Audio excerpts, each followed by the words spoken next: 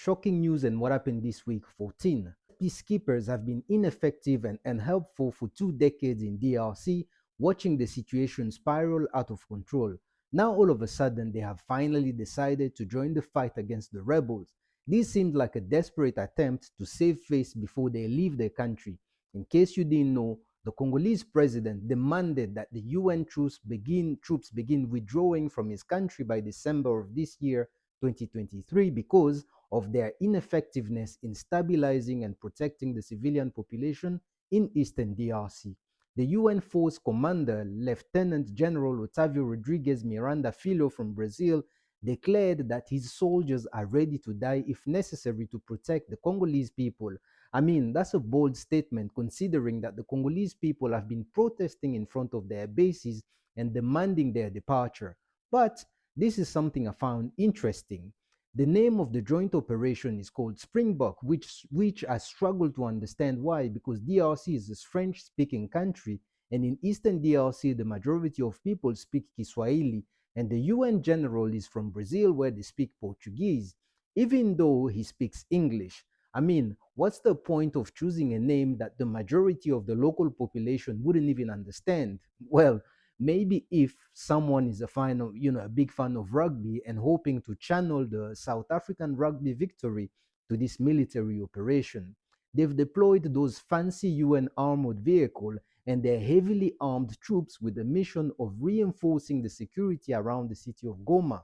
Now, while the UN peacekeepers are trying to redeem themselves in Congo, the question becomes, will the Congolese people be charmed by this move and give them the benefit of the doubt, or will they still want them to pack their bags by December of this year? Quilombo do Camorim, a community of descendants of enslaved Africans in Brazil, received a royal visit from Angola. King Chongolola Chongonga Equiqui IV of Bailundo Kingdom, who belonged to the Ovimbundu group, came to reconnect with his kin and celebrate their African heritage. The king was greeted with chants and dances that reflect their shared culture and history. His Majesty also paid tribute to Rio's Valongo Wharf, a UNESCO World Heritage and a place that witnessed the atrocities of slavery, because it was there that hundreds of thousands of Africans landed after crossing the Atlantic Oceans. And many of them were from Angola, where the king represents the largest group, the community of the Ovimbundu. It is important to remember that Brazil received more than a third of more than 10.5 million Africans who were captured and sold. I mean, it was the largest importer of enslaved Africans and the last country to abolish slavery in 1888. Quilombo do Camorim dates back to 1614 as a refuge for those who resisted slavery. Is one of the places where the legacy of slavery is still alive.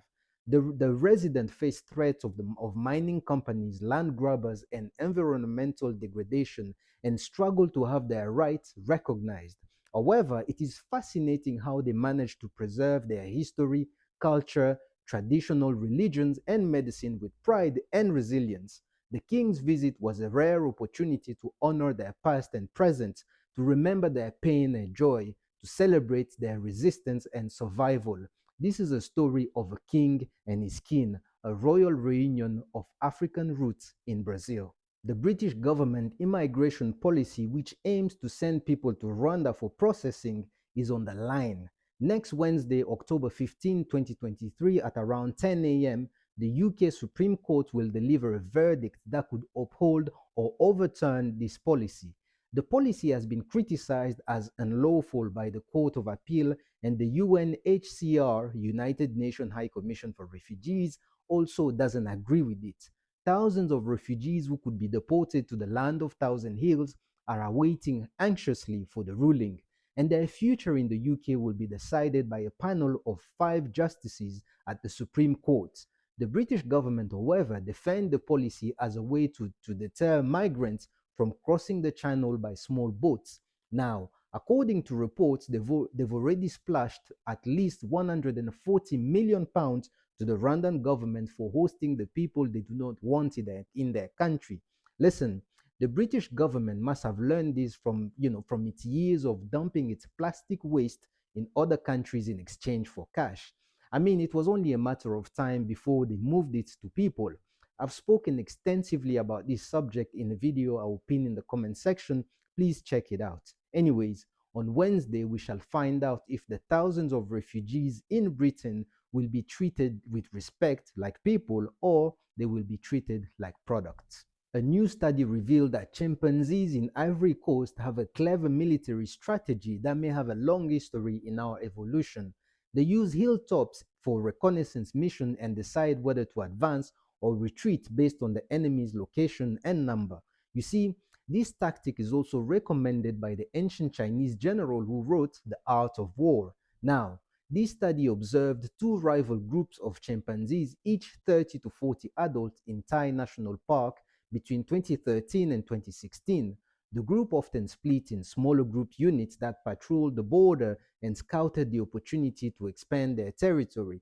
The researchers noticed that chimps were more likely to climb hills at the edge of their territory to spy on their neighbors. This way, they could listen to their neighbors' calls and estimate their numbers and distance. Then they decided whether to advance or retreat depending on the risk of a fight. The study also shows that chimps are not only good at spotting predators, but are also good at anticipating and avoiding fights with their peers. They use high ground to gather information and make collective decisions. This is a smart strategy to secure more space and resources for their group. I mean, I usually do not care much, how researchers choose to waste money, but this particular study captured my imagination in HD.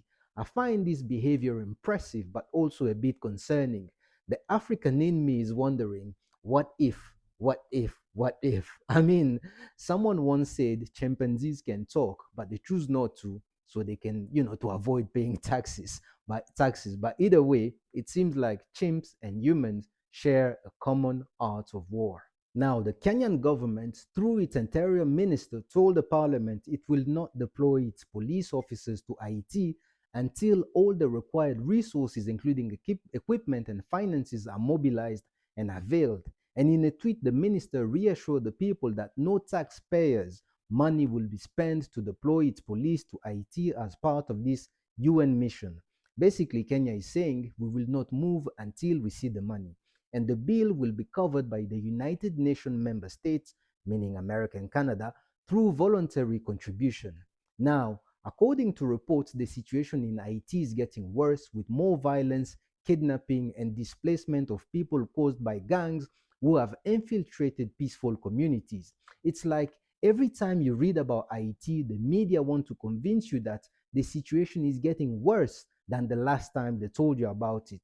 I mean, the situation is already bad. How worse can it get? I have extensively spoken about my opposition, to Kenya sending troops to Haiti under this UN mission, and I will link the video below in the comment section. But interestingly enough, just a couple of weeks before the UN security voted on this mission, Kenya was rubbing shoulders with the Dominican Republic, knowing very well that the relations between Haiti and the Dominican Republic is like oil and water. They don't mix. Anyways, let's be honest. What contribution will Kenya make when the host government is accused of being in bed with the gangsters? And this is according to Pierre Esperance, the executive director of the Haitian National Human Rights Defense Network. Let me quote him real quick. The biggest problem right now in Haiti is the absence of government and the rule of law. And also, all key institutions have collapsed, even the police. Adding, how will the force be able to operate in Haiti if we don't have a functional government? End quote.